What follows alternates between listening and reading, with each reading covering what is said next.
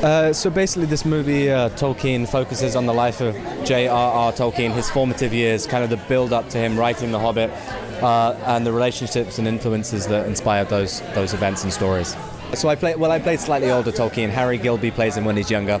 I take over when he's around 18. And yeah, it's about the relationship with Lily Collins, who plays Edith Bratt, and the group of friends that he makes at school after he's made an orphan, and then his experiences during World War I as well.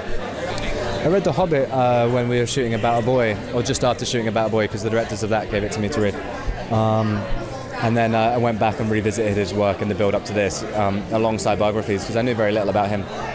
Yeah, Doma is just an incredible director and the right person to tell this story. He's so passionate about language, and he understands all of Tolkien's environments and emotions through the movie perfectly. He's passionate, and he's also a mega fan in terms of knowledge of Tolkien. So he was just a visionary director and the right person to lead this ship. And Lily, she's just magnetic on screen and sparkles and is wonderful to do scenes with because she's very present and charming. I play Edith Bratt, who is Tolkien's lifelong love and inspiration for his elven characters in his novels. And this story follows both of them in their formidable years when they were orphans, growing up together and going on their journey of discovery, friendship, love, talks about war, all of the things that ended up inspiring Tolkien's work. I loved his books growing up. I also loved the Peter Jackson films.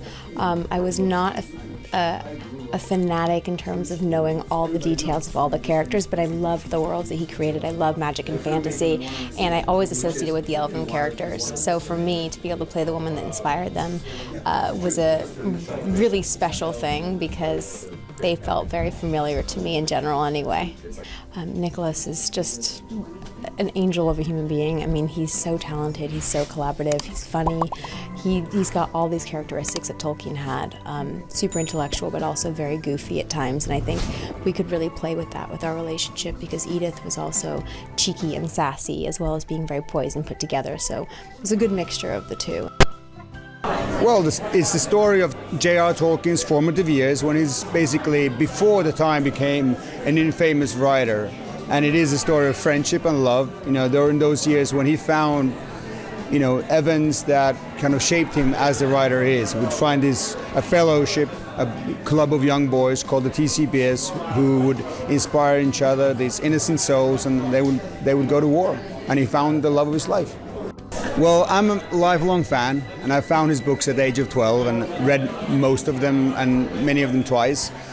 And what struck me is that this time of his life is very, it's not been told. Like, we know the C.S. Lewis history, we know kind of his adult professor years, but we don't know this youthful, very cinematic and vigorous time of his life. And it felt that actually explains him more than just him smoking a pipe in a pub.